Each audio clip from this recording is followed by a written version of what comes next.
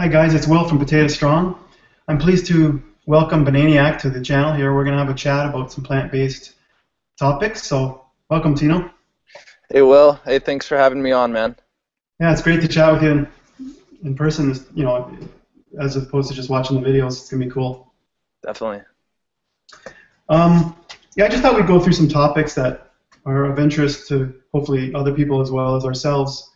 Um, One thing I was going to ask you just briefly was, how did you get into this lifestyle, and did you have weight issues or any other issues and that type of thing?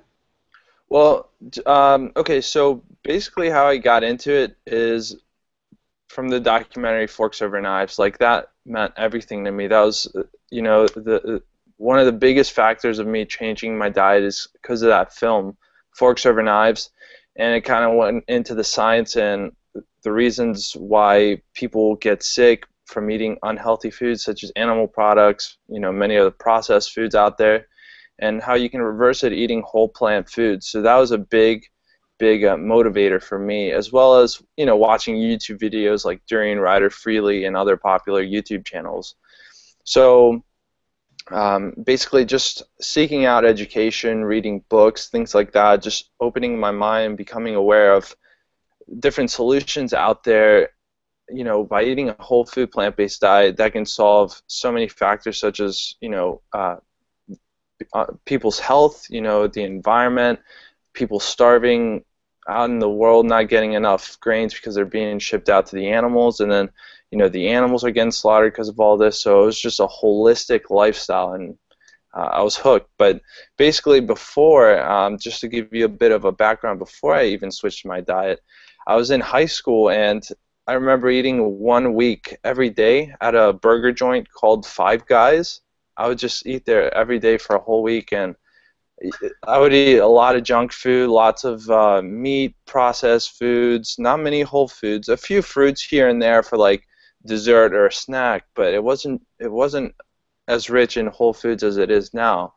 In terms of weight, I never really struggled in terms of having too much weight on. I did have excess weight.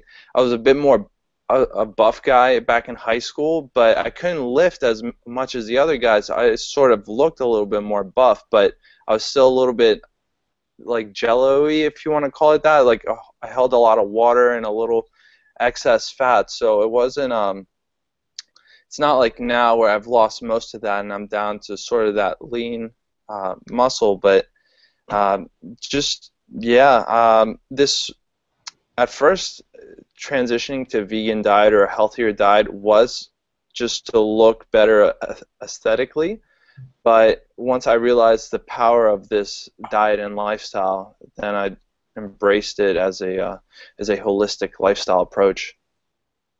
Yeah, sounds good. I Yeah.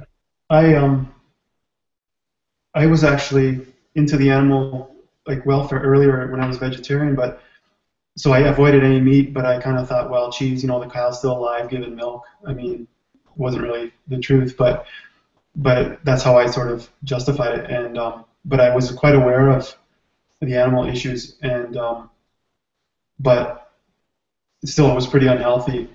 And same thing for me, forks over knives, and made a massive change. And the thing is, I'm more of a scholastic person, like a book reading, learning person, introverted, study, read books, play guitar. So never really athletic, never consider myself lean or anything like that. And it's been, it's like a whole perception change of yourself. Like you just, it's actually weird because you think the animal stuff would be more, or environmental would be more powerful emotionally, and it is, but um, when I learned all the science, like when you dig into all the cholesterol, saturated fat, and everything, it becomes a really strong connection as well to health in your body, which I never had before. The other thing is people are hitting 40s, 50s, and you start to really notice the effects of the abuse of the food, and that's when the motivation can kick in for some people as well. Um, I was gonna. Did you want to ask anything? I got some stuff here, but Um, yeah, well, I actually have a question for you. Because you know, you're in the YouTube community, and I'm sure you know that many people in the YouTube community are leaning towards the raw aspect, and you're doing, you know, the opposite. You're a promoter of starch-based diet, like John McDougall, Dr. John McDougall. I wanted to ask you, do you see starch as a suboptimal food? Like, in, to ask it in another sense, in another way, do you think that humans are designed to eat starch as opposed to a fruitarian diet? um, first of all, let me say like I like fruit.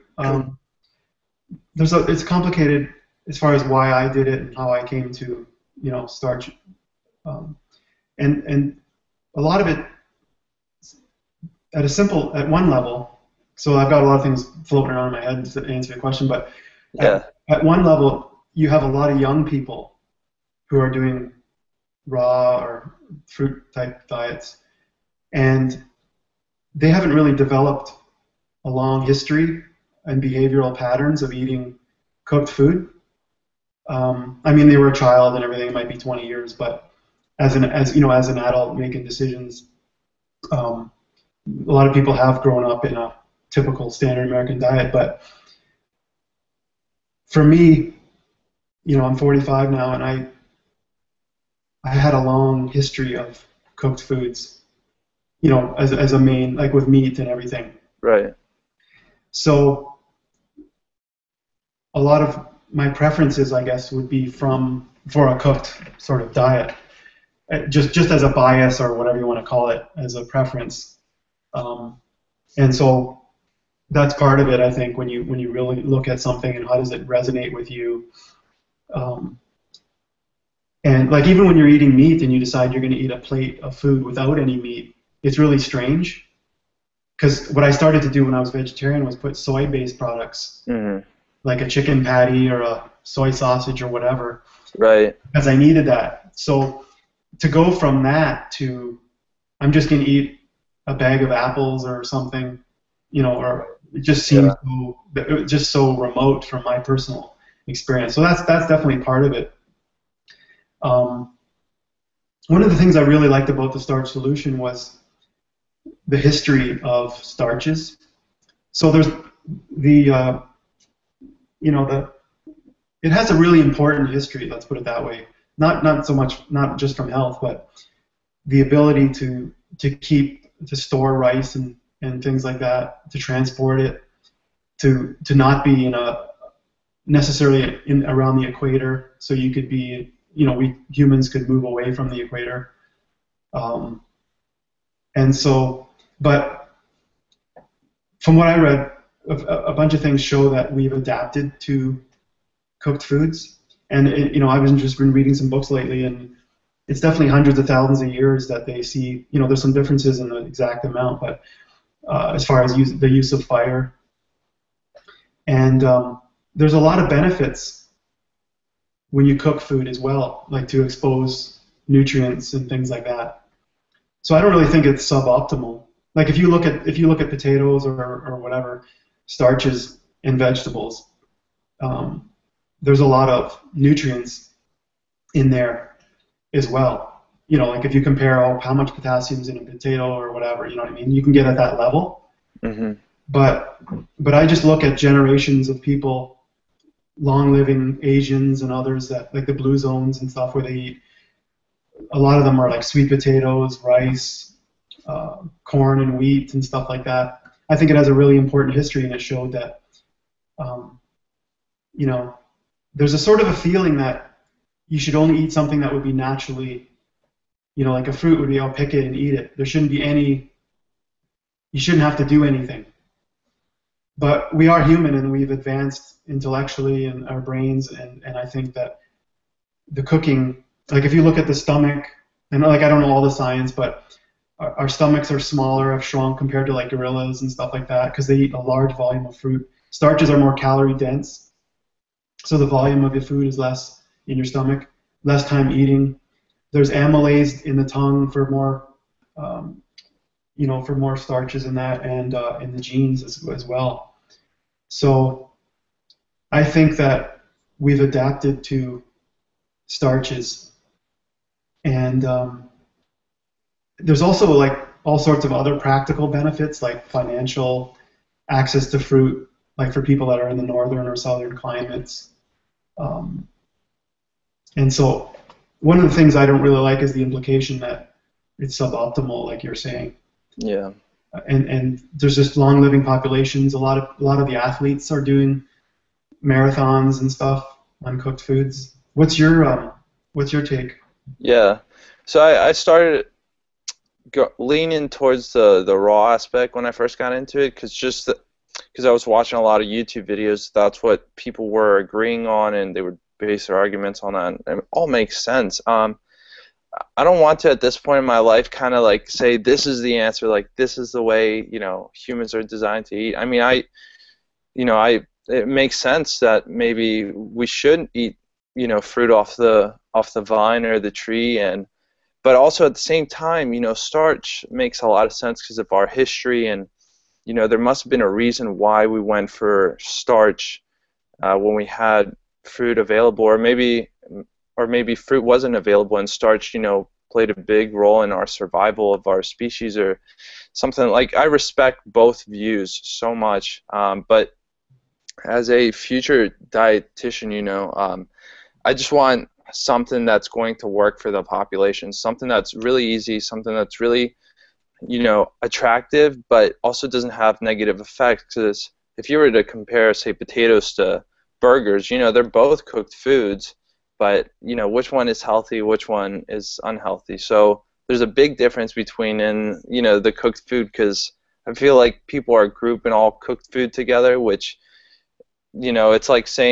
it's like grouping all raw food together. Some raw foods are toxic if you eat them. So I wouldn't go as far as saying cooked food is suboptimal, but I think just from having a conversation and just talking about this stuff is just it's interesting to think about. But when it comes to giving advice to people and having them get on a sustainable diet for their health, for our environment, that's I think they said by 2050 we'll need a few more planets to just sustain the food supply to our population. So I mean, we're facing some big issues. So all I want is just something that's sustainable, that's healthy for people, that's cruelty free for the animals. I think a starch-based diet is awesome. So I have no problem with either views. Yeah. Yeah. My goal is to unify the plant-based community. Yeah.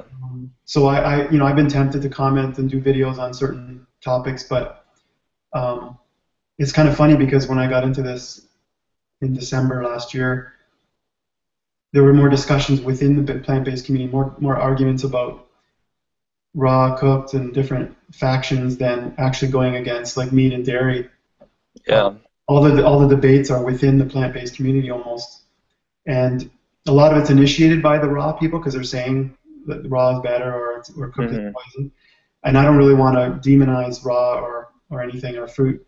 And what I did was, just to clarify, the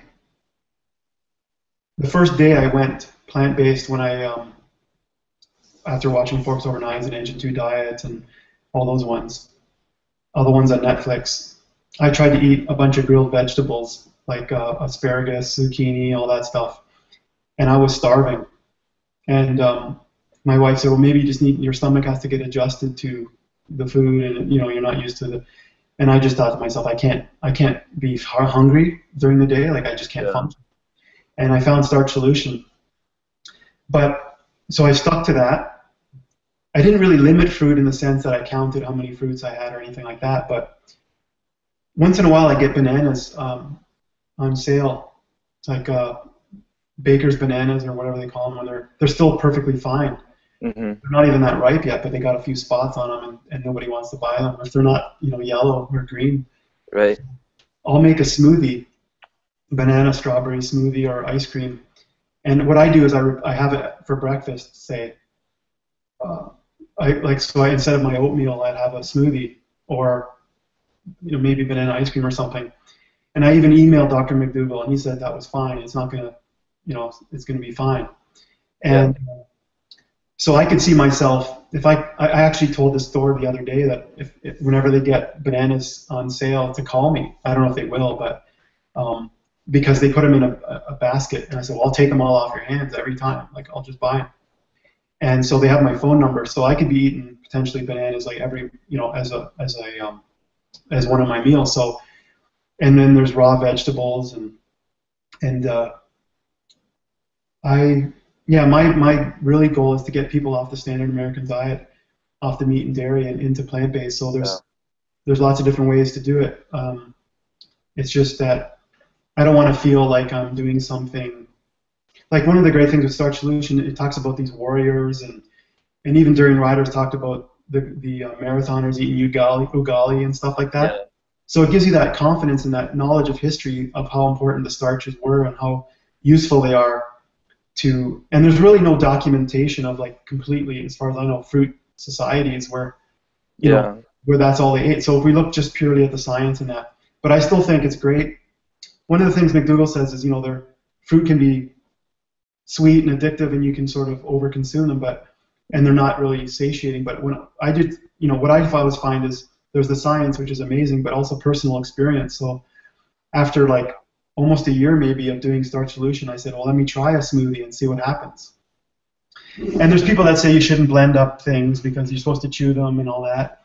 And I generally do that, like for greens, leafy greens, but but then there's like the guy who wrote, what's that, Brendan Brazier? Thrive or Thrive, yeah. He looks at it like energy. The less energy the body has to use to consume food. So there's that way to look at it. Like, if the blender acts as your teeth, grinding everything, then you don't have to do that. Your body doesn't have to break it down. That's a totally different way of looking at consumption. But in general, I chew my food. But I mean, it's a banana. It's strawberries or whatever. I mean, we shouldn't get too critical, I don't think. Yeah. People eating bananas, you know what I mean? Yeah, definitely. Or blended, I mean. But I'm with you there. Like, getting the general direction right, as McDougall would say, just getting people on the plant-based program, getting them off standard American diet with lots of meat, cheese and animal foods and processed foods, just getting them on a plant-based diet. And if people want to explore and experiment between different kinds of plant-based diets, I say feel free to do it as long as it's working for you. Like, go for it. Yeah. Yeah. The other thing is, just a quick thing is, I did the starch, and of course I'm still eating some fruit and some raw foods like salads and stuff. But I did so you've got the weight loss, 35 pounds that I dropped. I went in, I did my blood tests. The cholesterol is incredible, 112 milligrams per deciliter. Nice. I just did my blood pressure recently. It's like below 100, like the systolic. I was getting down to 120, 115. I did it was like 98 over 60 something. And the pulse went down into the 50s usually without much activity. And then all the other things related to in the blood work, the B12 and the various things. So from a health perspective, it looks fine. Nice. If starches are suboptimal, I'm not sure how it would sort of show itself. But just based on all that, I don't really see that. But like I say, I love fruit. I'm with you. I just want people to do this in whatever way. But one of the things that I like about the Starch Solution was it depends where you're coming from. Like, the younger people seem to be okay with fruit, like going into it full time. But for people that are eating meat and potatoes and with gravy and butter and all that stuff, if I say to them, hey, you can have mashed potatoes and gravy, just tweak it. Yeah. You can have pasta, you can have pizza, you can have shepherd's pie and all these things that are comfort foods. And as far as getting people into this movement, it's a great way to attract people to this lifestyle, because people think you're eating quinoa and kale or just, I don't know what they're thinking. It's really like rabbit food or something. One thing I liked about Engine 2 when they called it Plant Strong, Yeah. the show. That's why I called my site Potato Strong, because I thought potatoes, was better than saying plants. But I wanted to show that it's not just skinny, sort of weak-looking people. That there's so many misperceptions about veganism and plant-based diets. Definitely, and it's all about eating satiating foods like carbs, so like starch and fruit as well. So that's another great issue is people will go and do these high vegetable diets, which can't say it's not nutritious, but you got to get those carbs in. Whether it's in the forms of starch like potatoes, rice, corn, or fruit like bananas, mangoes, dates, figs. Yeah, definitely. Yeah, like when I think I was talking about the smoothie when I blended probably, I don't know, the first time I did it was probably eight or more bananas with some strawberries. Yeah. And I noticed that I was satiated for quite a few hours, like probably around 3 hours, something like that. And I didn't really feel like full. Like I felt full, like satiated, but I didn't feel Yeah. heavy.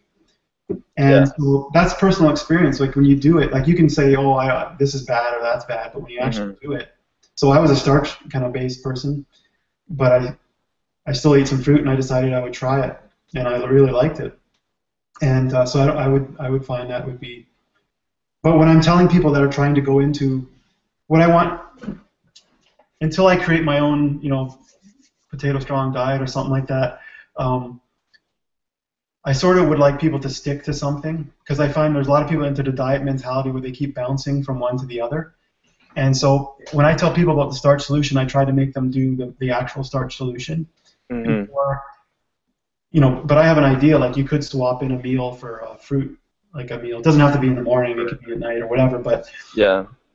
but basically, because these are documented lifestyles, I try to get people to stick to that, and that's what worked for me.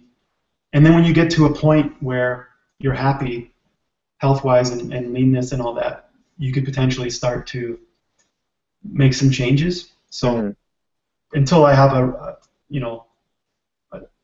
documented approach, I wouldn't really want people to vary, but they could experiment. That's the other thing I always tell people: is it working for you? Is it not? Like if you're finding problems, then you got to try to make some adjustments. Definitely. What was I going to ask you? Um,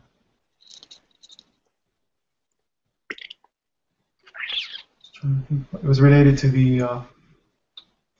Well, let me ask you something else. What's your take on calories?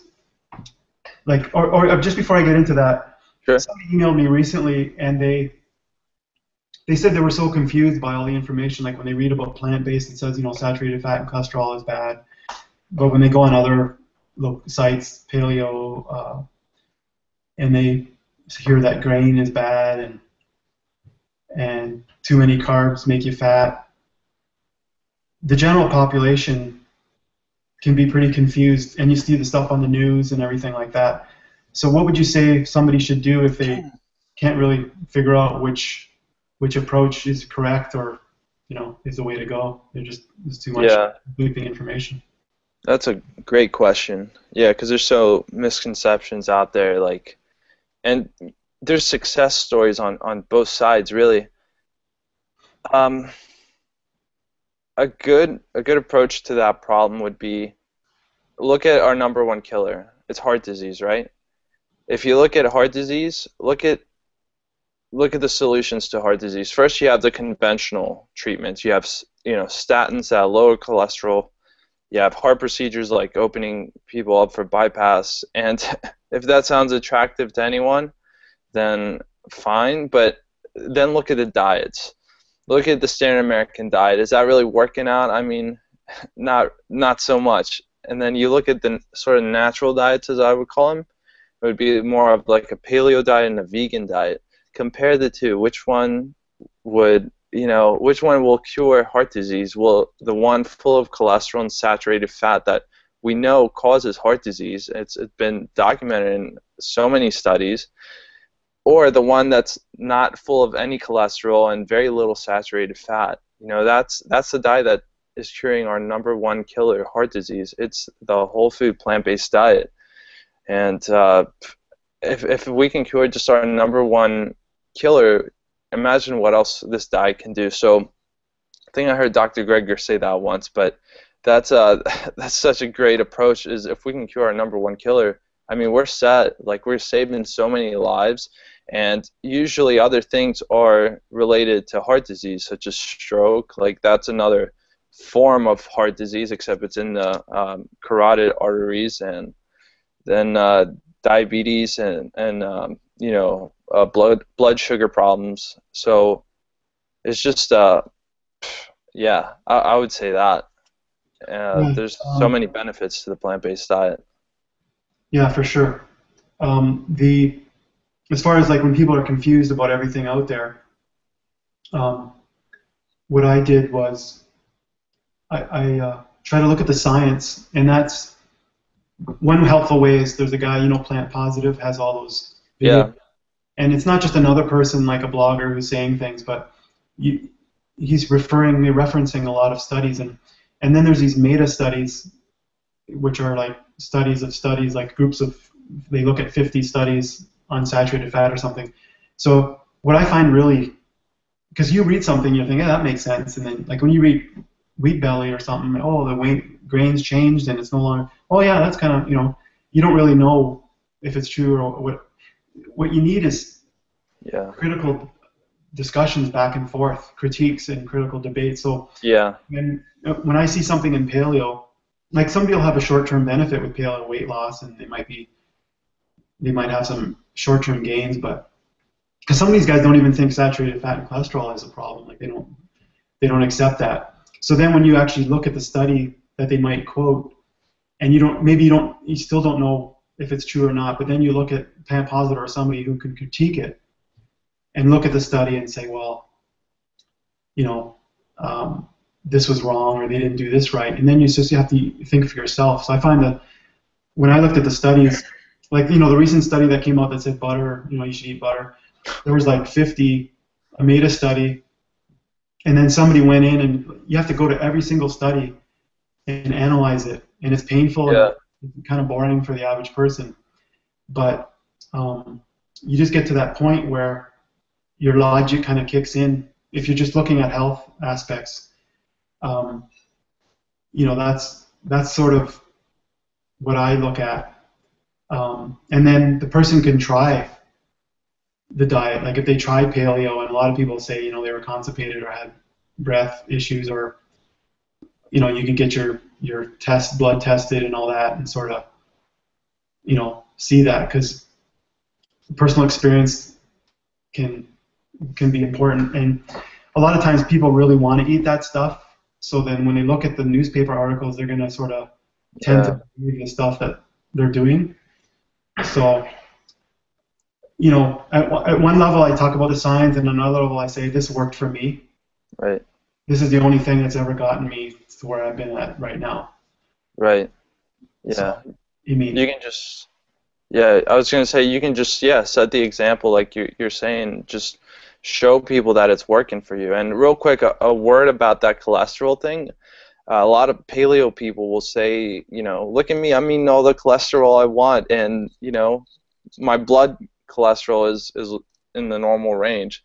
Well, a lot of people will say that in the paleo community, that dietary cholesterol is apparently not bad for you, but then again, most of them are calorie restricting, which is leading to weight loss, and weight loss causes blood cholesterol to drop.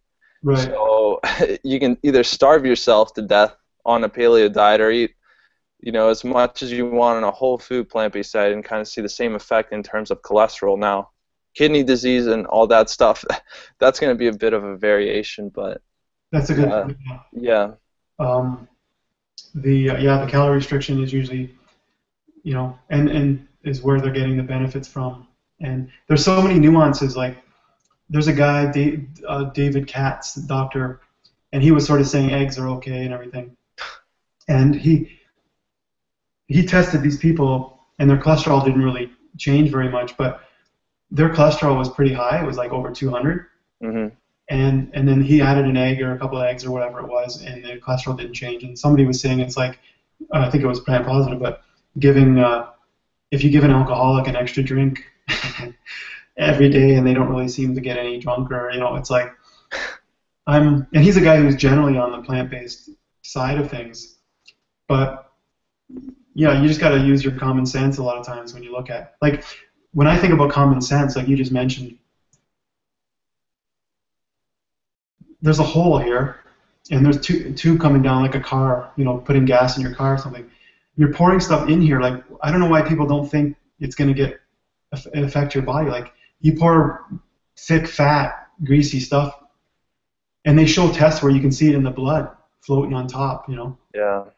And I don't understand, when you eat cholesterol or fat or whatever, how people think it just magically goes through you and doesn't get absorbed by your body. Like, that's the thing I just can't, at a basic level of just physical, sludge going in and clogging up somebody said something about I don't do this, I've never done it, but somebody said you're not supposed to pour bacon grease or fat down your sink or something because it can clog the pipes. I'm like, well, that's just like your vessels and everything. Like, I don't understand why people don't think there's a connection there.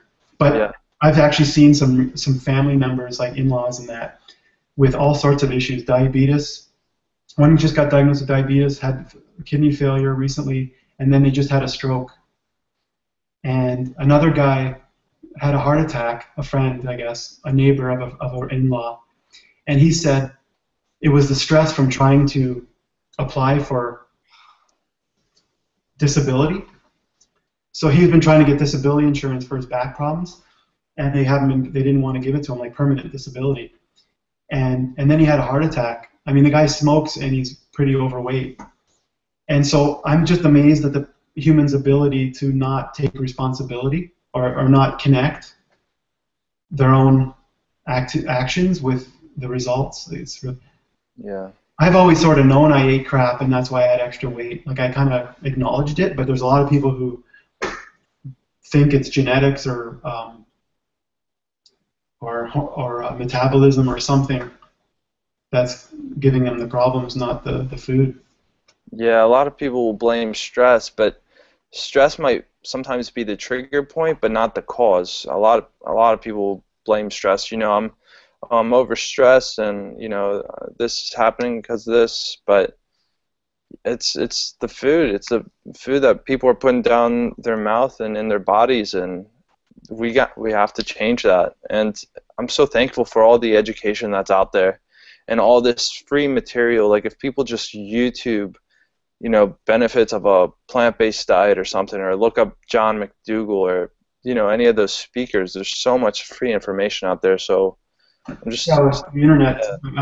I was around before the internet, and I know people that don't even have it now, like in the country and stuff, but it's I just spent a lifetime learning, and then when I got into this area, one of the reasons why I and you and other people can help other people is we have this really strong desire to learn, and that's a big one. And I've done this before with other topics, but whenever I get interested in a topic, I just absorb everything. So I told people, like you said, the documentaries, Forks Over Knives, Engine 2 Diet, there was like all sorts of ones, Vegucated. Yeah, that's a good one. Yeah, there's animal rights ones. But then there's the books, like Starch Solution, China Study. I've read so many, and then the internet, if you're careful, like in the YouTube, like Plant Positive had so many, and so the information's there, and it's just and so one of my main goals with my approach is to provide sort of a moderate comfort food type approach that can get the people from the standard American diet, and also dispel, just at the food level, the misconception about a bunch of things. The cost of the food, like where starches are pretty cheap. Mhm. The amount of time, like I create mostly simple recipes, so they're easy to make and you can store stuff and take it to work and all that. And and the perception that it's not really tasty food or it's not filling or whatever. So that's kind of the basic level. Um, I'm really interested in all the other benefits, poverty, environmental issues, animals is a huge one. But I mostly talk about food as a gateway for people to come in. I've just sort of focused on that as far as what I talk about mostly. But I mean, even the paleo stuff at 7 billion plus people, you can't have everybody eating grass-fed beef. I mean, they like to think that grass-fed would be healthy, which is arguable, Mhm. but it's just not sustainable. That's the whole point of the factory farming, was to optimize and make it efficient to produce the food that people need, you know, which is really inefficient because you're taking the plant food and you're giving it to the animals, and the water usage and the waste and all that is so inefficient that if you just fed the people the plant food directly, you know, you could feed way more people. So there's all sorts of other important issues that I don't talk a lot about on my channel, but are as important to me, or not, if not more, than some of the stuff that I actually discuss. It's just a way of making it approachable to the average person. That's my main goal, yeah. Definitely. Yeah, if we can just pick one thing to change, whether it was food or, to save the animals or to save the planet, I mean, if we can just focus on food, all the other things would kind of domino, kind of down the road later, because you convince people that, you're designed to eat a plant-based diet, eating meat and dairy is not good for you. That automatically shifts, that conscious in their mind. Well, if I don't need to eat it, then I don't really need to support it or anything like that. And they sort of, get into the vegan lifestyle of things, and or just even reducing the amount of animal products that are used is going to benefit us so much. So, yeah, food is such a great way. I talk about a lot of the health benefits of eating a plant-based diet, but just by even switching to a plant-based diet, you get all these effects that come down the road without even having to even think about it. It's already good for the planet and the animals. Yeah, I think that there's people that are interested in diet and lifestyle, and those are the ones that we generally focus on. Like when we talk about paleo or plant-based, in Hmm. general, this is how I see it. It's people that are kind of interested in that. Like the paleo people are generally trying to be athletic, and some people are using it to lose weight. Um, but they're consciously thinking about their diet and that. And there's a disagreement on what is the best way to go. But I think the majority of people are on autopilot, like until they have a health problem or they gain weight or whatever. Hmm. They're not actually making conscious choices. Like you go to the grocery store and they grew up with their family eating chicken and beef or whatever. So they go to the store and they just buy the stuff. You know, it's just a pattern. And so Yeah. what are the triggers that make people want to change? It's usually gaining weight, or they get older and the health problems start to come. Hmm. But because if you watch TV and everything, you're inundated with these ideas that you need calcium and you need protein with these animal products. But on the internet, you can actively go out and learn the truth about stuff. But it takes that initiative, because even the newspapers are deceiving everybody, with the old mentality because of the corporate sponsorship, and so um, yeah, at the end of the day, I'm just trying to be an example, and then people that I've got emails from people that start to hit 40s and 50s who start to have problems. There's younger people and women and stuff who, have weight issues, and it's all sorts of different reasons people can get exposed to it. But whatever way they come, we just try to help them. Right. Yeah. It's all you can do is just be an example and get the information out there to people. Yeah. Um, What's your take on calories as far as can you eat unlimited calories? Do you think people should count their calories? Is there any range or amount that you think people should eat? That's a good question. There's a good debate in that, I suppose. When I first got into this, Durian Rider was a huge, huge influence on me changing my diet, and I love the guy. He's a fantastic advocate of this lifestyle. He promotes eating an unlimited amount of calories, but what I think people take out of context is they don't take his lifestyle into consideration, so they try to replicate what he's doing. I think what he's doing for himself is obviously the best for Durian Rider. He's eating as much as he cares for, and that's I do still say on my channel, eat as much as you want, but don't try to replicate what someone else is doing exactly, to the T, because they're inspiring you. That's great that you're inspired to do what they're doing, but do what's best for yourself. Like if you need to eat, I don't know, 2,500 calories, do it. If you need to eat 4,000 calories, do it. But don't forcefully do it. Do it because you have to do it. So there's not a real. I used to advocate around 3,000 calories minimum as like a sort of a template for people to do and see if it works out. And for me, it worked out great. That 3,000 calories average from day to day works really well, and it was a good mindset, because when you transition to this diet, when you're eating lots of oil and meat and stuff, that's a lot of calories per volume. So when you fill your stomach up completely full of meat, it's going to be a lot more calories, say, than potatoes or something. So it was good to be conscious of how much I was eating, and I was making sure I was getting enough, just so I can have enough energy to go out for a bike ride, or to stay aware in class and things like that.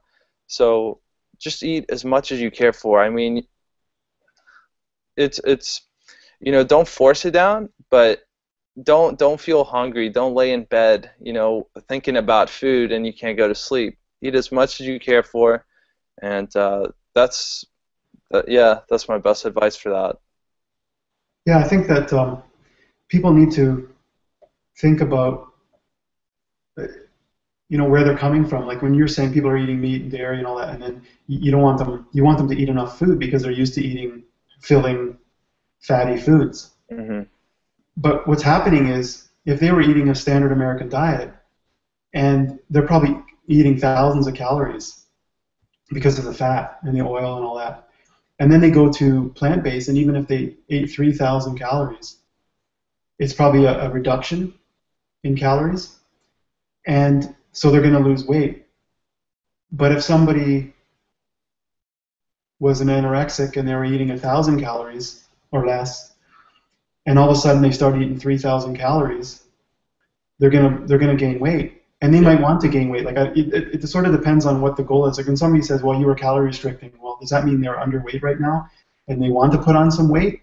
Or it means they did calorie restrict and then they gained the weight again. So to me, it's kind of like, were you eating, like when I lost 35 pounds, it's like I was eating way more calories with a vegetarian diet and to a plant-based diet because of the calorie density. Yeah. And so if somebody was calorie restricting and they were eating a lot, like a very few number of calories, I was thinking they could ramp up the calories. Mm-hmm. Like if you came off a big fast or something, you probably don't want to go crazy. But yeah, like at the end of the day, the problem, I think some people were actually force feeding, like beyond, like I don't understand that, but they were eating more than they wanted to, which doesn't make sense. Like, they should just eat till they're full, right? Mm-hmm. That's a common sense approach. Like, don't try to reach a certain calories and forcing yourself. Dorian Ryder was saying to me one time that because he bike rides and runs and all that, he has to eat that. Like it drives the hunger. But at the same token, in certain scenarios, you could overconsume even if you don't really have the desire. Like if you were to blend a ton of things together and stuff that you couldn't normally eat in whole form, it's not easy to really overconsume calories. But there are people that are emailing me usually they're older, or not older, but middle-aged, and they might be either plateauing, stuck, or gaining weight. And I think that, like we said before, if it's not working for you, you should try to make some adjustments. So, do you think somebody should wait a year or two if they were gaining weight? Do you think they should keep going through that weight gain phase for a year or two, understanding that it's eventually going to settle, or do you think there's another way to do it? You mean like if they should be eating the same amount of calories if they're gaining weight? Is that what you're asking? If they keep gaining weight, to just be patient and wait Oh, till that okay. stuff heals itself, or do you think they should sort of ramp up calories or do it in a different way? Gotcha. Well, before I would give an answer, I would just make sure I would ask them, to make sure that they're eating lots of whole plant foods. They're keeping their fat intake low, so no oils, um, no processed foods, just to be on the safe side, um, and very little salt because salt has been shown to cause a bit water retention. But if it's in a if it's in a moderate level, that's okay. Um, I still wouldn't want them to feel hungry though. I would say eat as much as you want. I would set the rules. I would say you're allowed to eat whole vegetables. You're allowed to eat whole fruits. You're allowed to eat potatoes. Whole grains, beans, and those are the rules. And once I've established that, I would say eat those in whole form, and eat as much as you want. Because the dangers with saying, calorie restrict, then that's going to set some bad habits. That's going to get them maybe sneaking a few nuts, or using some oils, or eating processed foods. So I would just say focus on whole plant-based foods, because like you said before, the calorie density in those foods are already so low. So it's going to be a calorie deficit from their old diet anyway, if you want to think of it like that. So they're going to be eating less calories than they were from before. So I would just say focus on whole plant foods. Those are the right foods. Those are healthy foods. Once you set the record straight, then eat as much as you want until you're satisfied, and give it some time. Of course, it will take some time to get the weight off, but you'll get there. And I mean, I'm sure you have a lot better experience talking about that. I mean, you've lost so much weight doing it. So, what would you have to say about that? Would you let them? Yeah. I don't have a number at all. I just say eat until satiated. Yeah. That's Um, cool. McDougall talks about if you're stuck, like what I was talking about, the reason I asked the question was sort of solving problems from emails that I get about, it's more specific to people that might have a problem if they're stuck, and McDougall talks about changing the starches down to like a half or a third of or about a half plate. And Yeah. a few times I've cut back on the starch, and I found that I got hungry Yeah. a lot sooner. So it's not really worth it because, say for example, if you're eating a plate of starch, like baked fries or something, and you cut that down a bit, and let's say in 2 hours you get hungry, like before bed, say at 7 or 8 o'clock at night you get hungry again, you're going to go snack on something. That could be potentially hundreds of calories. And so if you would have just eaten a bit more at dinner, you may not have wanted to eat anything else in the evening. So, you have to look at the overall day-to-day intake. But yeah, I don't really think about calories. I tell people to eat until they're satiated. Right. For me, I need starches. Like even rice doesn't work that great. I need beans, or like potatoes are the best. Beans. When I have these rice and beans with salsa and corn tortillas, like probably the corn helps as well. Yeah. It's quite filling. Even bread, which sometimes people limit because it's a little higher density, but when I make pizza or have bread with soup or something, it definitely helps. So for me, hunger is a really big driver for my diet. I can't be hungry. I just hate that feeling. And so I have to eat 3 meals mainly. I tell people 3 main meals that are pretty filling for probably 3 hours or so, if not more. And if you don't get to that point, make a note of it and adjust the next time. So make sure you eat more food. So Yeah, I definitely agree with you on that. Like not to be hungry and not to be restricting yourself. Um, Jeff Novick has a thing about fine tuning if you find that you're stuck, and that is to modify the calorie density. So, like you said, oils and nuts and all that, but if you want to go further, Yeah. some of the flours and the breads. Oh, that's true. And he also mentioned that raw is usually not as calorie dense because it's not absorbed. That's the other thing when people in some of the raw movements are talking about 3,000. Like a lot of times that's not really the calorie. I think they're overestimating. I think a lot of that stuff doesn't really get absorbed Oh, fully. That they're um, and so that's a good thing in the sense that yeah. you need a lot of raw foods and you're not really not only is it low calorie, but a lot of that stuff is not really absorbed as much as some of the other cooked stuff. Um, so yeah, so when I talk to people, like I mentioned calories, or when they ask me, I always say focus on what you eat, not how much. Yes. Yeah. Usually the problem I feel, and the thing is, we don't know everything that people are eating when they ask us a question, but I talk about, well, did you ever go to a restaurant? Because I mean, you can't trust them 100% most of the time. They're going to put oil and stuff in there, but you might find a restaurant that you can trust and that doesn't do that. But a lot of times there's problems. And then people go to social gatherings where there's fast food, junk food. So, and then in a lot of the processed foods, cans, food like sauces, there's sugars and oil in like tomato, like spaghetti sauce. And so trusting that all that stuff is not there, and they're really eating whole foods, which is probably a pretty rare situation. At that point, Jeff Novick does have some things about eating lower calorie density food where you reduce a bit of the starches and eat more vegetables and maybe a bit more raw type foods. That's so I don't really think about calories in that, but just kind of what the makeup of the diet would be. Right. Yeah. Absolutely agree. Because it's such a natural signal, hunger, that is. It's such a natural signal to listen to. And I feel like a lot of people are kind of ignoring it to get quick, weight loss uh, Yeah, yeah. result. Yeah. Do you have any other questions?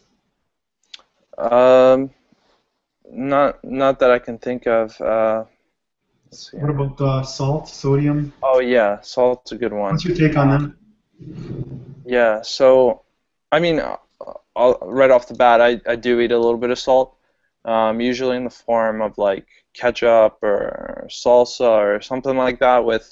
It's always with my starch, and I don't really add like the salt shaker. That's just my personal preference. In terms of health, I guess it's been a controversial topic from what I've seen. A little bit of salt, say like I don't know, around 1,000 milligrams per day or something like that, or even up to 2,000 milligrams per day.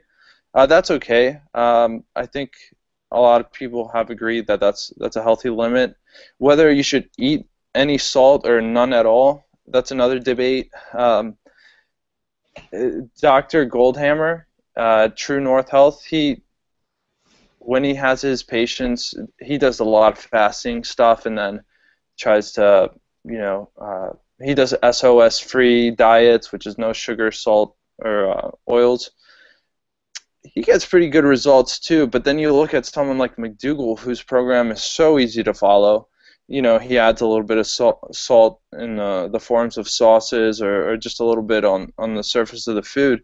He gets great results with his patients as well. So I don't think salt is such a big of a problem as some people are making it to be. Like in my nutrition classes, they emphasize it so much. I think salt is more of like a scapegoat or something that people sort of blame as to, why they're gaining weight or gaining a lot of weight. Like we're talking, obesity and why they're having high blood pressure issues. Some people can benefit from a no salt diet, but I think the general population, if they were to go on a plant-based diet with a little bit of salt added, I think they would be fine as long as they can keep it to a moderate level. But what do you think, Will, about salt? Yeah, I'm pretty much exactly like you. Yeah. I don't really add it like in a salt shaker as well, but it is in Yeah. some stuff, like you said, ketchups and all that. Yeah. And then I've got this veggie stock powder. Right. And here's the thing, yeah, it's partly, like I said earlier, with the skepticism about the studies, but as far as I know, whenever they look at these studies, it's in a, first of all, a lot of studies, as you know, are like surveys of, or like, what do people eat? Okay, they ask them what they ate, and then they look at the health. And so salt comes with all the animal products, Mhm. pretty much, That's a great point. right? Like I always say, is there any plant-based studies where you have a low-fat McDougall vegan and you have people on different levels of sodium and for like 40 years? I mean, or whatever. Um, but so I'm highly skeptical when I look at a lot of that stuff because I know that there's the animal products are in salt is with this typical diets. But the most hardcore person that I know of is Jeff Novick, who generally tries to limit it, like you say, to 1,000 or 1,500, I think it is. Um, but and and there's a lot of times salt is related to blood pressure, and my blood pressure when I used to go to the doctor or into the pharmacy, it was 145. Like I always remember the systolic, and the diastolic was usually 90 or 85, something like that. But the systolic was always 145. And I bought a Panasonic home blood pressure monitor when I started this, and it started to drop pretty quickly in the 120s and then 115s. And I didn't measure because I was got down to 115. I just stopped taking my blood pressure, and then a couple days ago, I took it and it was 98. And you know, our blood needs we do need sodium. There's a balance in the blood. There's definitely a need for it, and that can. People always say blood salt increases your blood pressure and all this kind of stuff, but it's, like you Mhm. said, it's a scapegoat. I think it's more of the fat and the diet, but I buy low sodium. Like you can make things like if you want to make your own ketchup, make your own salsa. You can buy like I buy crushed tomatoes and diced tomatoes and stuff like that in a can that are no sodium added. Not all the time. It depends on if I can get there's a Blue Menu company. So I definitely look for no sodium added. The thing is, I I want food when I buy stuff. I don't want sodium or sugar added to it Yeah, I agree.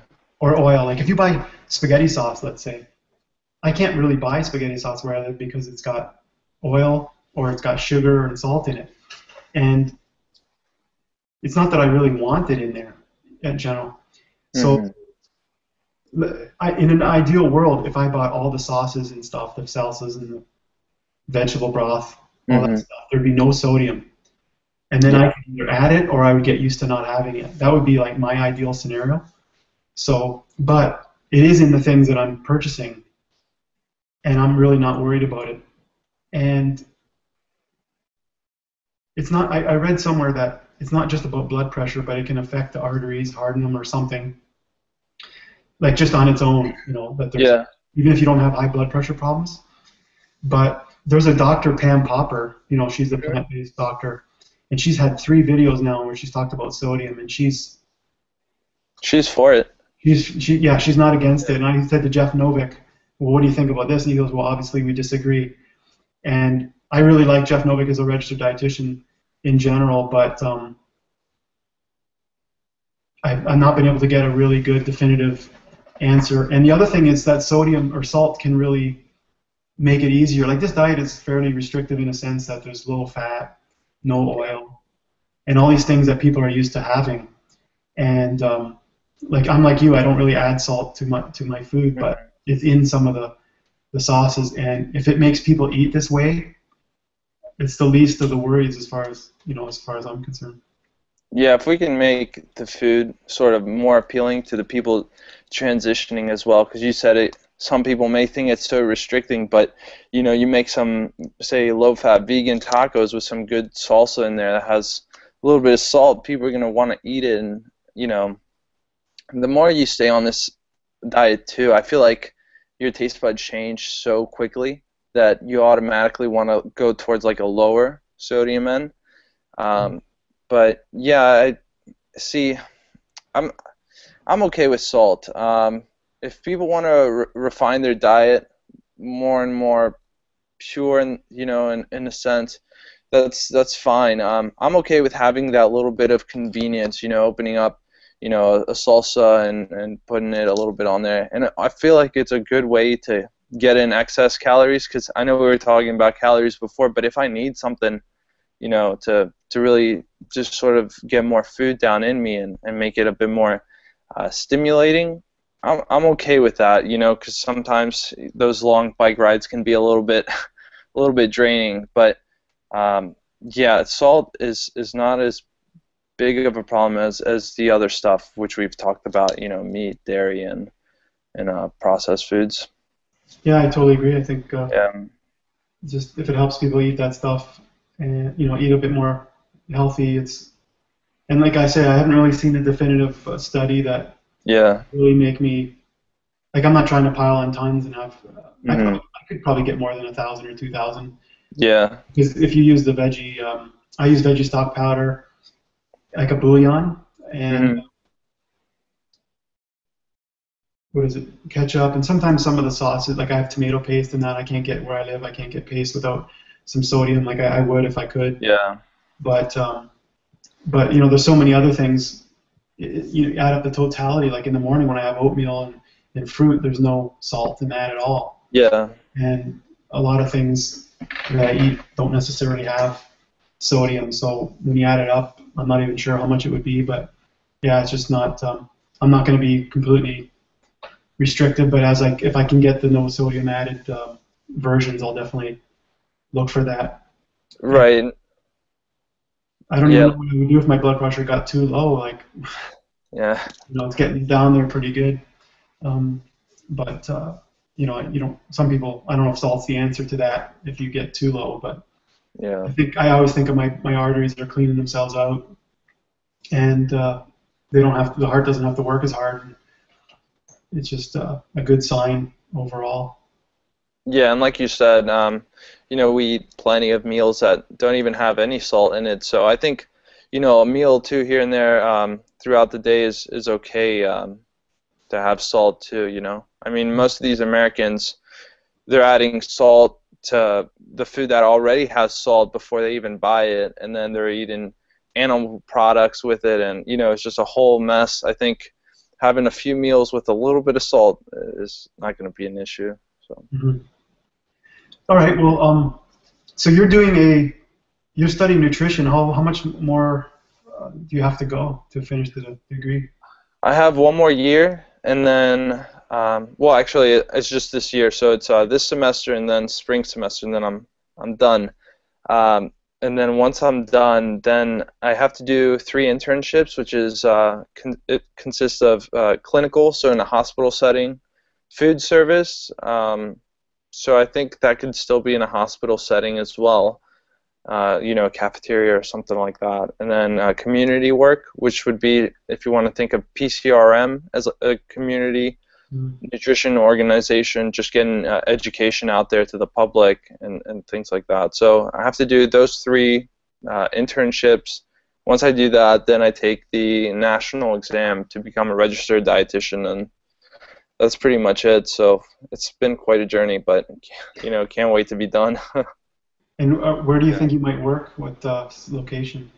Um, PCRM would be great. I mean, I love the work that they do, and because they're not just I love their health advice. It's fantastic, but they're also doing great work for environmental advocacy and advocacy for better ethical treatment of animals. So it's just such a great organization holistically, and the fact that they live, so close to me. They're in Washington D.C., so it's right down the street, and it's Yeah. so close. So it'd be fantastic to work for them. Or a private setting sort of thing, having clients online would be great as well. But just kind of keeping doors open right now and seeing where I can go with it. Yeah, I think it's an amazingly I think it's growing a lot right now, and so it's a great opportunity. I've sort of thought about it myself. I've done a lot of education in the past, and it's sort of painful to think about to go through it again. Like I have a degree, a master's as well, but not to get nutrition. I'd have to do a fair amount of the basic degree first. I guess because I have a Bachelor of Science, but it's not really in that area. So, but I thought about it just to have the credentials. But I live in New Brunswick, Canada, on the East Coast, and the people here are incredibly unhealthy, overweight, smoking, a lot of seafood like deep fried clams and all that stuff. And there's not a lot of money. Like it's fairly poor area, province. And right now, I don't know. I think about helping all the people on YouTube and on the internet. I mean, I'm not an expert with all the knowledge, but it's enjoyable at this level. I just haven't quite figured out if I want to take it, formalize it, especially going through like when you know the knowledge, like you said before, like where the information is still the standard American diet. It's not as plant-based as you'd like it. I went back when I was 36. I took jazz guitar, and there was a lot of courses that I questioned. Like I was 36 at the time, and everyone else was 18 years old, and I was questioning like, why are we learning this and why are we doing this? Like and I think it would be pretty frustrating for me to. How do you find like when you get exposed? You have to just kind of go through the motions, right, to do what they ask you to do to get the course. Yeah, it is a little bit frustrating, being taught that stuff, but from what I'm finding, it's not so much the academy or the science per se that's wrong. It's more so of the bias of professors and sort of the education system, because if you look at the Academy of Nutrition and Dietetics, you go on their website, you look at the information about vegan diets, they're for it, and they have the science to back that up. But what happens is, unfortunately, you have industry that's, funding them and, plays such a huge role in our food system and politics, if you want to think of it that way, that, it sort of influences this sort of education on, the benefits of a meat-based diet and drinking dairy and all this stuff. So it's frustrating. Yeah. Andy Bellotti talks about that, I think. Okay. Andy Bellotti, that RD. No. He talks a lot about the corporate influence, like when he goes to these conferences and it's all sponsored by McDonald's or Pepsi or whatever. Yeah, exactly. So yeah, I don't know. Like, I have a passion for this area now to help people, but I don't know if I'll take it further. And I'm a bit older, like I'm 45, so I don't have to do a new career per se.